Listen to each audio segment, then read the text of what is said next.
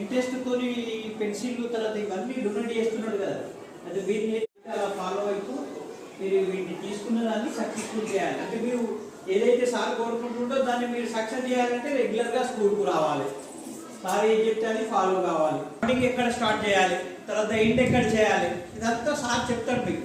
Same దాన్నే follow అయితే మీరు అట్లా రాయాలి. రాస్తే మీకు హ్యాండ్ రైటింగ్ బాగా అవుతుంది. హ్యాండ్ రైటింగ్ బాగా అయింది అనుకోండి, మీకు ఆటోమేటిక్గా మీరు 10th క్లాస్కి వచ్చేసరికి మీకు మంచి మంచి మార్క్స్ వస్తాయి. టాప్ రెగ్యులైట్లో సీట్ వస్తుంది, కార్పొరేట్లో వస్తుంది సీటు. అది కూడా వెళ్ళేటప్పుడు వెనక చేతులు పెట్టుకొని వరుసగా పోవాలి, ఇష్టం ఉన్నట్టు పోవద్దు. ఇక్కడ స్టెప్స్ ఉన్నాయి, చాలా జాగ్రత్తగా పోవాలి.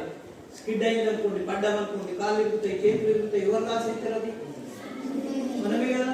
ఒకసారి మన మంచి చేతులు కాళ్ళు బాగుంటే పర్వాలేదు, లేకపోతే దాని ఇంపాక్ట్ మనకు ఇరిగినాయి అనుకోండి,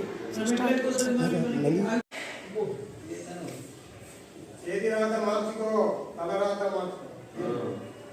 చేయి రాత మార్చుకో,